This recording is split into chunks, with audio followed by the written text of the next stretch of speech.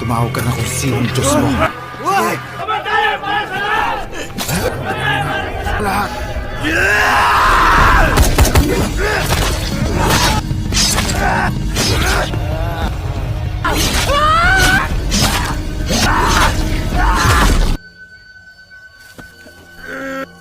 Lahat!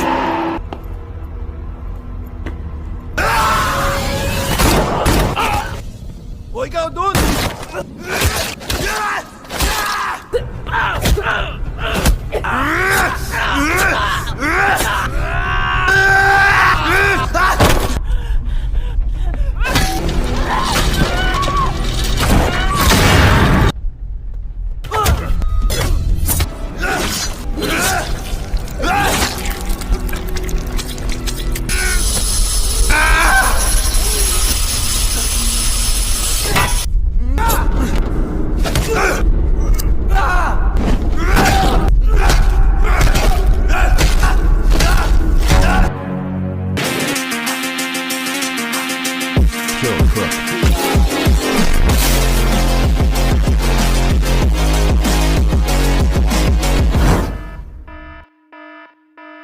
Cerita diawali dengan memperlihatkan sekelompok pasukan khusus yang sedang melakukan party kecil-kecilan yang dimana diketahui mereka besok akan melakukan sebuah misi paling berbahaya, maka sebelum itu tidak salah jika mereka melakukan acara untuk lebih memupuk solidaritas antar satu sama lain.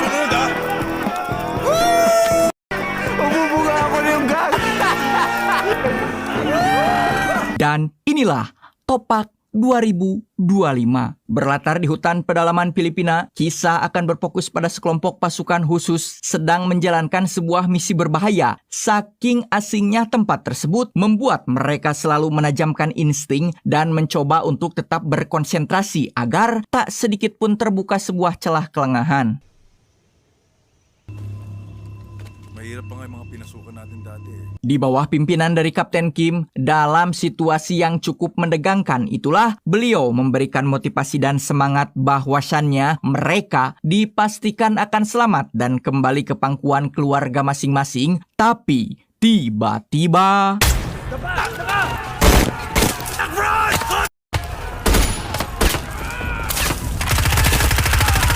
ya, kelompok musuh tiba-tiba melakukan penyerangan secara masif yang hal itu sontak membuat para pasukan khusus kita cukup dibuat kewalahan.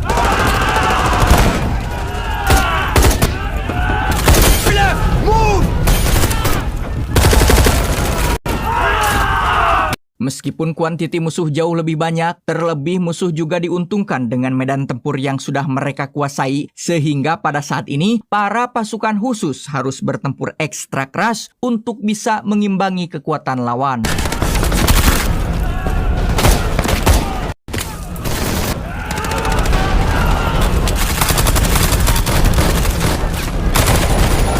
Adegan serang-menyerang, terutama para fighter yang saling tikam, bisa kita lihat pada adegan ini.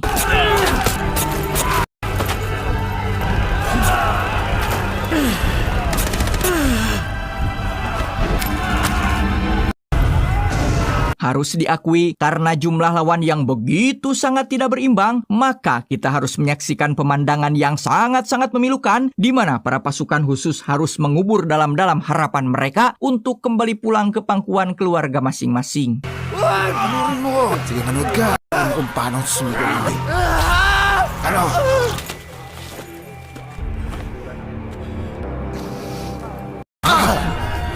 Yan ang sakit! Menyaksikan para rekannya diperlakukan secara tidak manusiawi, maka Kim dengan penuh amarah menyerang musuh dengan membabi buta.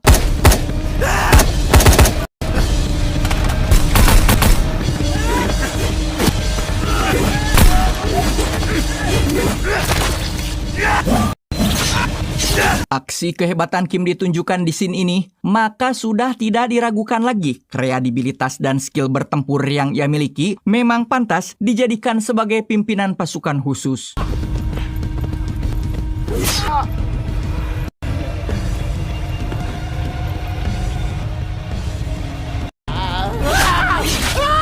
Alangkah dibuat puasnya saya ketika Kim berhasil meluapkan semua amarahnya dan membalas semua kekejaman musuh.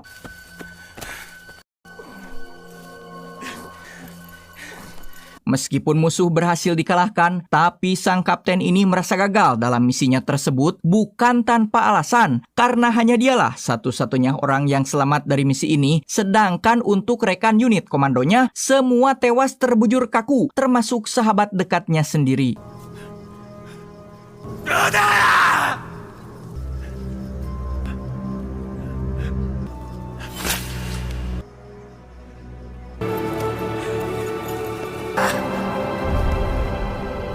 Atas kejadian memilukan itulah membuat Kim mengalami topak atau post-traumatic stress disorder, yang lebih jelasnya adalah gangguan kesehatan mental yang dapat terjadi setelah seseorang mengalami atau menyaksikan peristiwa traumatis seperti bencana alam, kecelakaan, atau sebuah tindak kekerasan.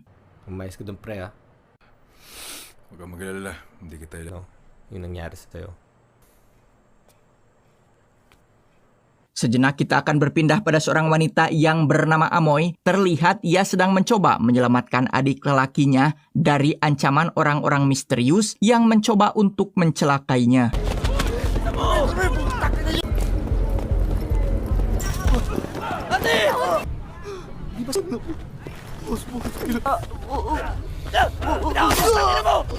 Sungguh malang nasib teman dari si adik, harus tewas di tangan orang-orang kejam ini. Usut punya usut, mereka merupakan kelompok mafia narkoboy di mana si adik terlibat di dalamnya sebagai pemakai yang telah berbuat curang sehingga membuat sang kakak yakni Amoy seketika syok dan melampiaskan amarahnya.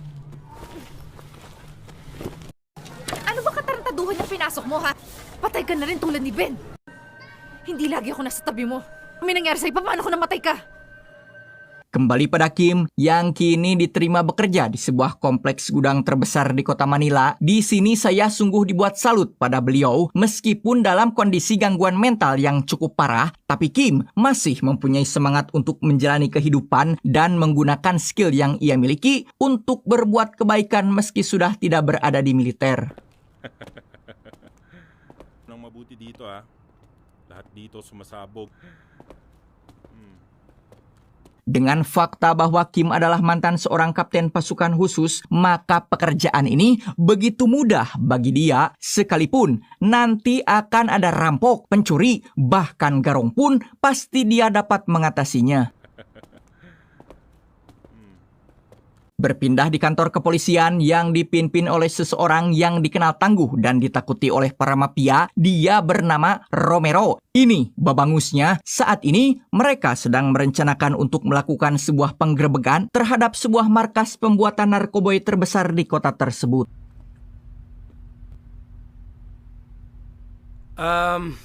Short and simple. Limasin lahat. Dengan fakta bahwa sang adik telah terlilit hutang dengan para mafia, maka dengan sungguh sangat-sangat terpaksa, Amoy harus membersamai adiknya untuk menjadi seorang pengedar. Dan begitu ngeri-ngeri sedap bagaimana cara mereka menyelundupkan barang-barang haramnya. Laliman mo pa, laliman mo. O, lagay mo dito ngayon, no? Ingatan mo. Dahan-dahan. Tak lama berselang, Romero dan para bawahannya sudah sampai di lokasi target. Yang di luar ekspektasi saya adalah ternyata pihak kepolisian telah kong kali kong dengan mereka, tapi karena diketahui setorannya kurang, maka sudah pasti tempat ini akan diakuisisi.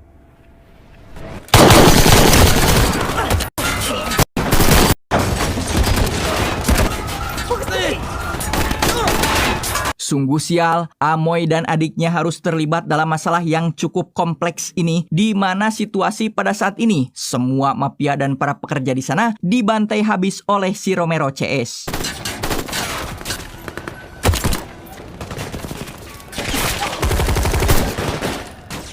Beruntung kakak beradik ini bisa meloloskan diri, tapi satu hal yang perlu diketahui, mereka pasti tidak akan dibiarkan lolos begitu saja karena telah menjadi saksi kunci kebiadaban para oknum polisi yang sepertinya sudah terstruktur, dan jika berita ini bocor, maka akan menghancurkan nama baik instansi tersebut.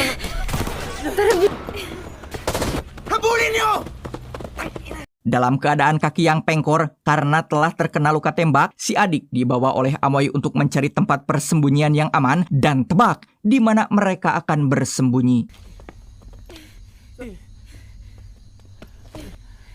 Hindi ko alam. Dan benar, tempat yang mereka pilih adalah sebuah gudang yang dijaga ketat oleh Kim hingga saat kakak beradik ini berhasil dipojokkan oleh Kim, Amoy memelas pada sosok Kim bahwasannya mereka sedang berada dalam bahaya dan menjadi korban juga target pembunuhan para penjahat.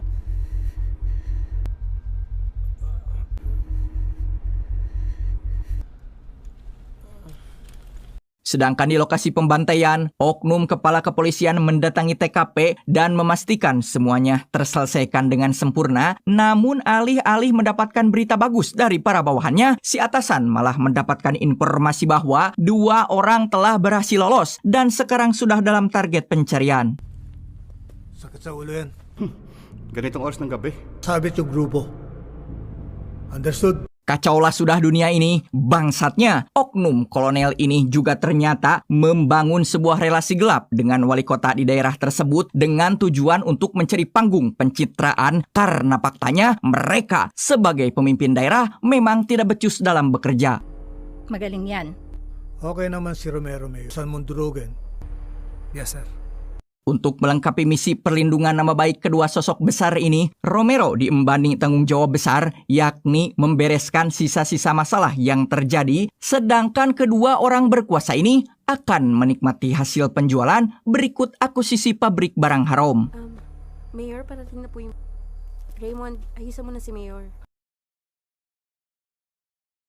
Tak dapat dipungkiri, Kim merupakan sosok yang berperi kemanusiaan yang tinggi sehingga dengan sukarela ia membantu kakak beradik ini. Namun di tengah kebaikannya itu tersiar berita hoak yang merupakan pencitraan si wali kota yang berhasil menghentikan kejahatan narkoboy di daerahnya, di mana informasi 2 orang buron yang sedang dicari yakni Amoy dan adiknya terpampang di layar kaca.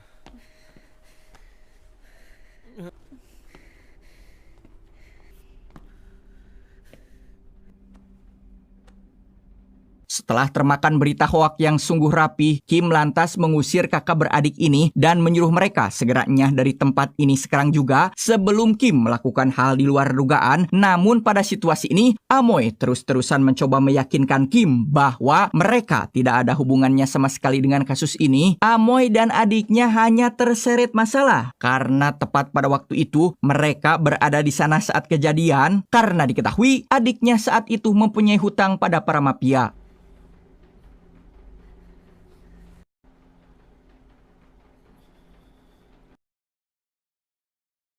10 menit kemudian, para oknum polisi sudah berhasil mencium keberadaan mereka, bahkan dengan berani masuk ke wilayah penjagaan Kim. Di sana, para oknum meminta Kim untuk kooperatif dengan menyerahkan segera Amoy beserta adiknya. Ito, again, private property. Ibaba niyo yung baril niyo. Intindihan ko, sir.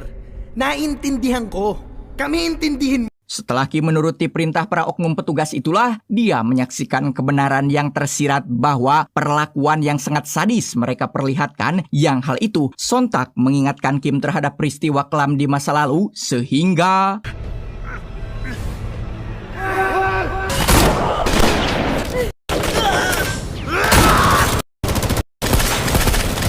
Ya, mereka telah salah pilih lawan, saudaraku. Bak membangunkan singa yang telah tertidur, para oknum ini dibantai habis-habisan oleh Kim seorang diri.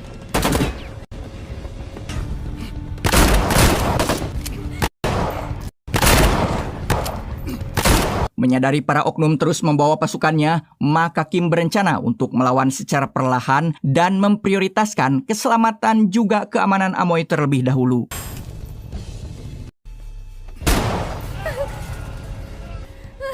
Jangan heran, saudaraku, kalau film ini dari awal sampai akhir dipenuhi aksi dar-der-dor dan adegan brutal.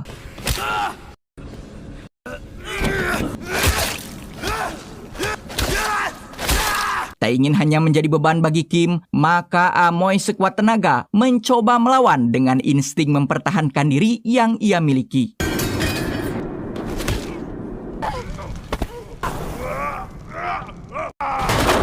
Dengan tekad yang kuat, maka tidak mustahil bagi Amoy untuk menumbangkan para musuh biadab tersebut.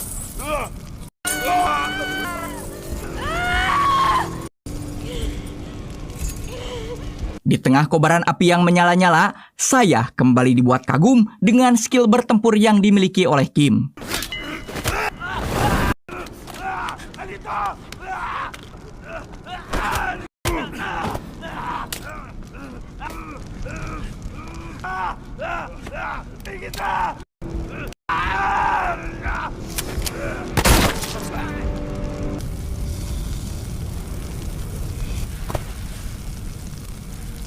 Setelah semua musuh tewas, perlahan Amoy mendekati Kim. Hampir saja dia menjadi korban amukannya, namun beruntung Kim kembali mendapatkan kesadarannya, bahkan berbalik menenangkan Amoy yang membabi buta mencabik-cabik mayat orang yang telah membunuh adiknya.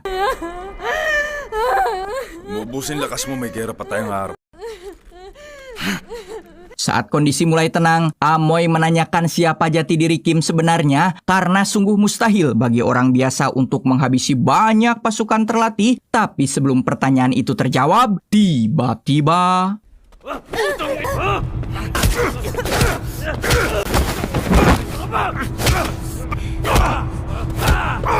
Belum selesai sampai di situ, pasukan yang dipimpin oleh Romero datang yang sudah dapat dipastikan akan lebih hebat dari pasukan sebelumnya, ditambah dengan tekanan dari sang kolonel yang menuntut dia untuk segera menghabisi saksi mata yang terlibat. Ang sabi daw natin, lahat lantsado.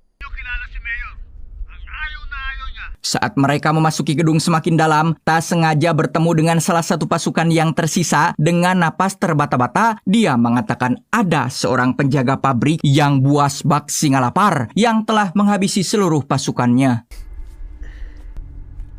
Ano, wala ka talagang kinalaman dito? Putang ina naman, sir. Ako na nga yung nasa Di tempat lain, anak buah si kolonel mendatangi kediaman Romero dengan maksud jika Romero gagal menjalankan tugasnya, maka nyawa keluarga Romero dipastikan akan menjadi sebuah jaminan.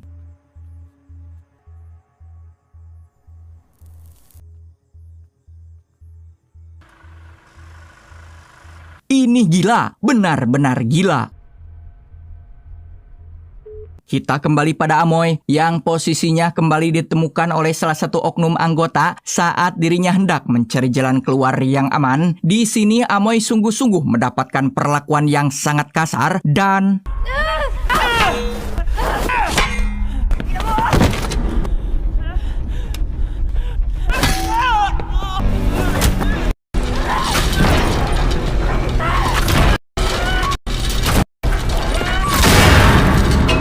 Tak beda jauh dari Amoy, Kim pun harus mendapat hadangan dari musuh yang sama karena telah berani menentang sosok Kim, maka keluarlah isi pejit si musuh.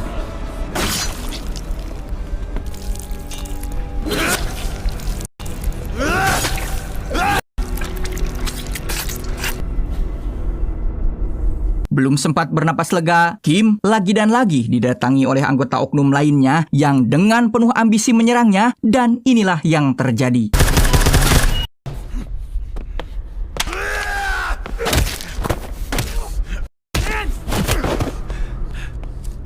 Akibat faktor kelelahan karena telah bertempur habis-habisan, maka wajar jika Kim saat ini berhasil ditaklukkan oleh Romero CS.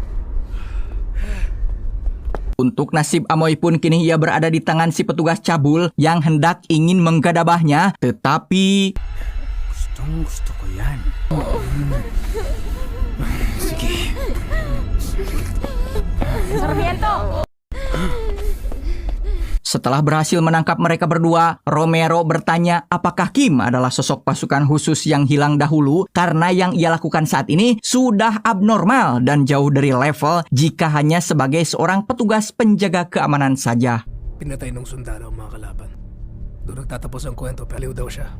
Tinopak. Tak sempat pertanyaannya terjawab, datanglah telepon dari si kolonel yang memberitahu Romero bahwa dia telah mengetahui kediaman istrinya. Cepat selesaikan misi ini dengan sempurna. Kalau tidak, nyawa keluarganya pasti akan jadi taruhan. Tama ni Zarkon kung saan ako nakatira. Mendapati hal ini, Romero dapat memastikan jika ada salah satu pengkhianat di kubunya sekarang, sehingga... Subukan nyo lang, ano?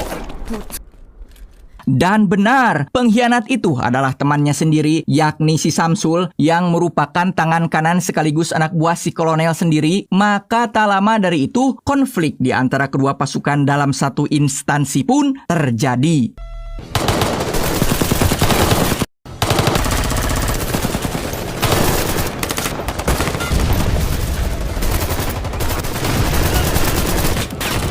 Layaknya ex-Borg hero ML, Romero menyemprotkan senjata temuan barunya.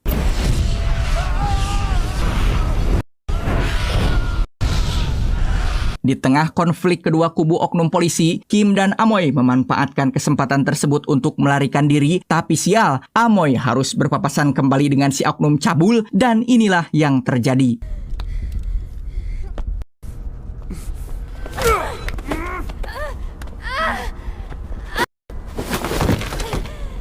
Kesal karena Amoy terus melawan dan memberontak untuk menolak memenuhi hasrat birahi bejatnya, maka oknum tersebut memutuskan mengakhiri hidup Amoy saja dengan akan memotongnya menggunakan mesin gerindra besar. Akan tetapi...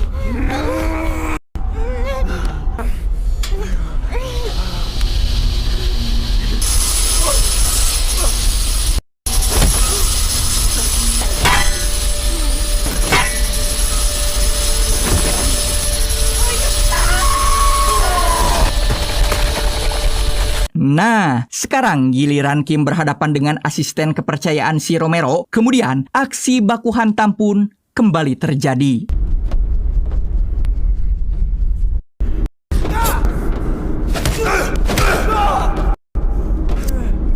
Sejauh ini, inilah adegan kebrutalan yang paling jauh.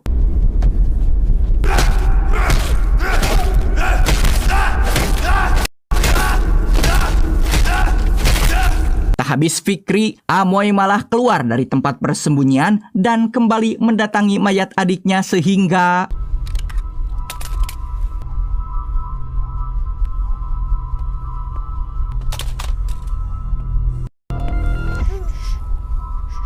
Beruntung, di timing yang tepat, Kim bisa mengamankan Amoy dari tangan si Romero yang dikenal kejam hingga mampu keluar dari lokasi yang sangat berbahaya tersebut.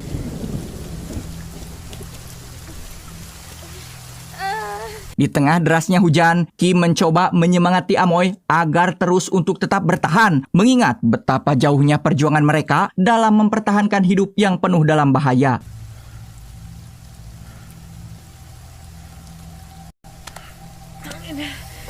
Kini tibalah pertarungan dua fighter yang kita tunggu antara Kim melawan Romero. Bagaimana keseruannya? Mari kita lanjutkan.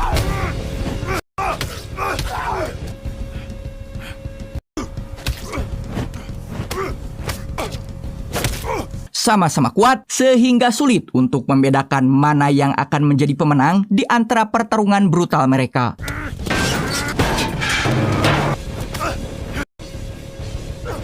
Kedua petarung tangguh ini sudah mulai terlihat kehabisan tenaga, tapi untuk mempertahankan harga diri masing-masing, mereka bertekad untuk melakukan baku hantam sampai mati.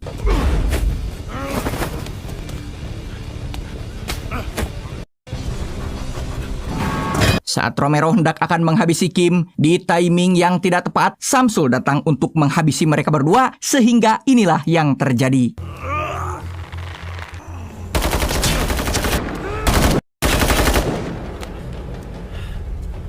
Di saat Kim dan juga Romero terpojok, disinilah keberanian sosok Amoy dipertontonkan.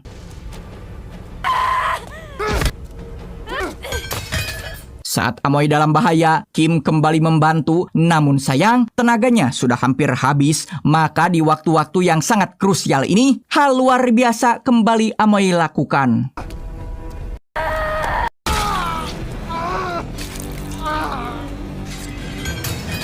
Untuk mengakhiri huru-hara tersebut, Kim mencoba menarik kabel besi yang mengikat pipa-pipa baja berharap itu akan menimpa mereka. Namun beruntung, di sini lalakon kita selamat dan justru mengakhiri misi barbarnya tersebut.